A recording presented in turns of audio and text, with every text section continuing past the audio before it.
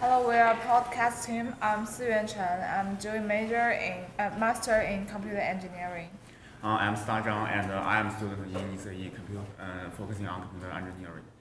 And my name is Jennifer Morose, and I'm a journalism fellow here at University of Toronto this year. And when I'm not here, I am a producer of radio, and in this day and age, that also means that I'm a producer of podcasts, and I'm also an avid podcast listener. And our app, Podcuts, does, as the name might suggest, it very easily allows a podcast listener to isolate, edit, and then share a clip of something that they're listening to, something that resonates with them. Right now, as a podcast listener, we have very limited tools for podcast listeners to engage with audio. You can share an entire podcast episode, but that's 30 minutes long. That's a lot of audio. And if I'm hearing something, a little soundbite or a shorter segment that I think, oh, Sita or Siwan would love to hear this Podcuts very easily allows me to do that. From the standpoint of a podcast creator, this allows my content to be spread more easily, so it's really a win-win for listeners and podcast creators. So we're going to launch right into a demo. So as an avid podcast listener, I'm basically listening to podcasts wherever I go. So let's say I'm walking up to school today and I am going to choose the podcast that I want to listen to. Now here we've got a very easy user interface. If I go to the download section, it will take me to a page which is loading right now, but basically I can download my favorite podcast. In the name of time for today, we've actually already downloaded an episode. So I'm going to go back to the main user face, and under my podcast, I'm going to click on my podcast, and there I've got an episode of Criminal, one of my favorite podcasts. I'm going to click on that. And here we've got it's a podcast player, basically what you see in other apps, except for our app is different. So you can adjust the volume at the bottom here, up or down. You can press play.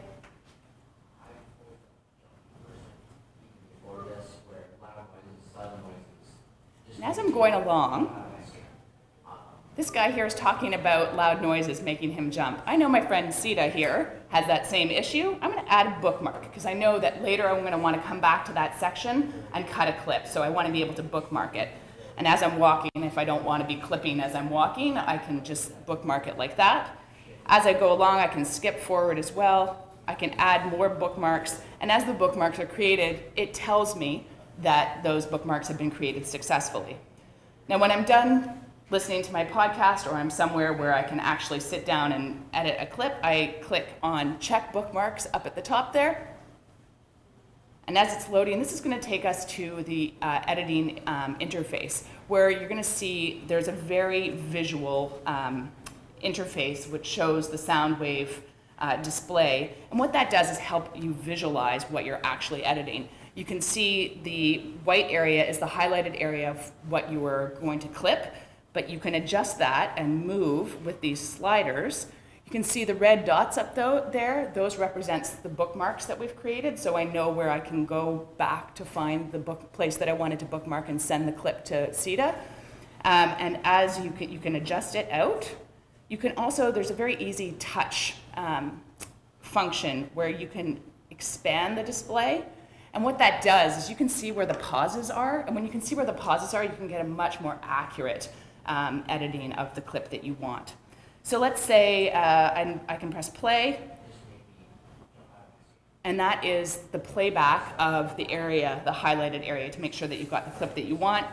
You can jump ahead 5 seconds, jump back 5 seconds, just to make sure that you've got exactly the clip that you want. Once you do, you hit clip. You can create a clip name. I'm just going to call this one Crim. Okay.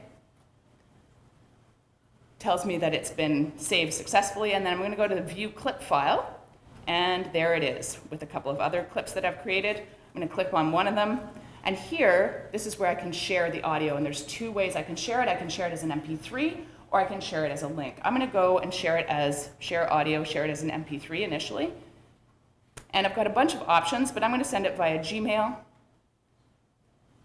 and I wanted to send it to my friend Sita, so I'm going to type his address in there.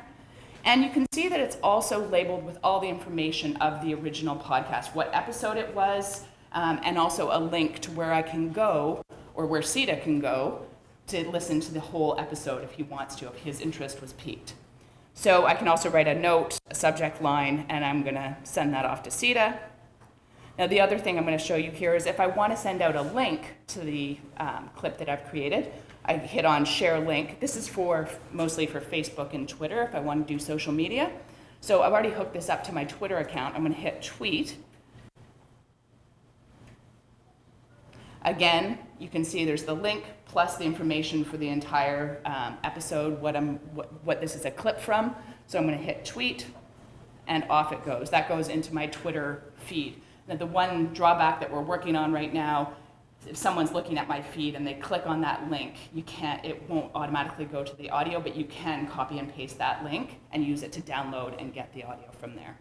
I'm going to pass this on to Sita now. Okay, and next is our block diagram. And our app has 6 parts, and as you can see from here, and all the parts are connected to the data storage part. And this part includes original podcast downloading, the cut clips, and so on. And on the left, you can see our core functions, the edit and share features. In the edit function, we can allow users to bookmark audios and clip podcasts by some sliders. And after we have finished it, you can store your clips in the phones, and this clips also be uploaded to the file server.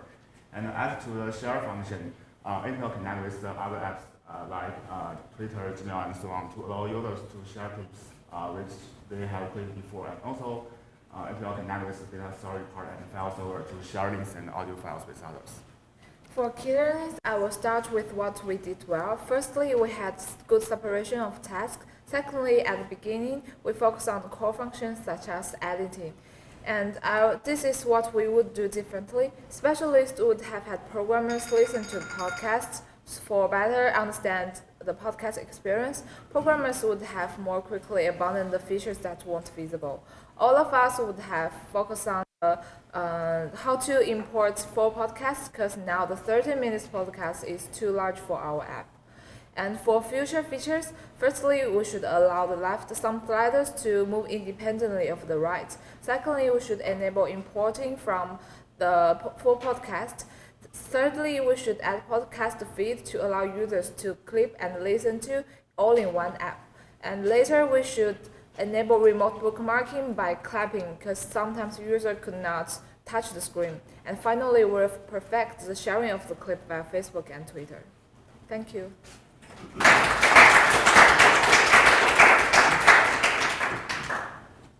was just trying to understand that last bit.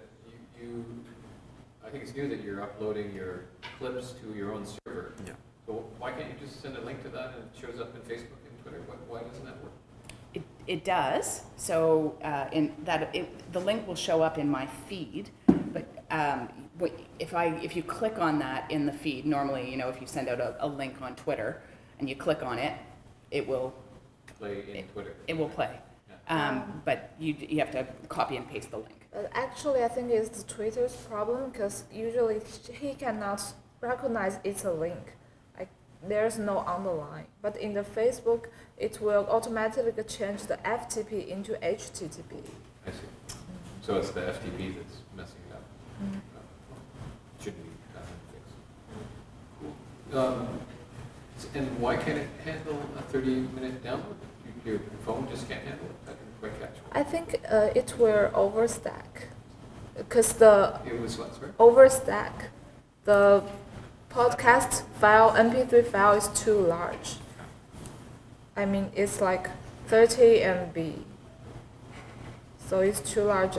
Because we have to draw the sound wave, so it's too large. So I think it's something you're using internal memory to display. It's something about the internal memory. I see. Because the phone could hold that, no problem. Typically. Okay. It's an interesting app. Do you think you made something better than the competition, or how do you think it compares to the competition? Well, in terms of the competition, there's one app out there that nobody is using, that doesn't have,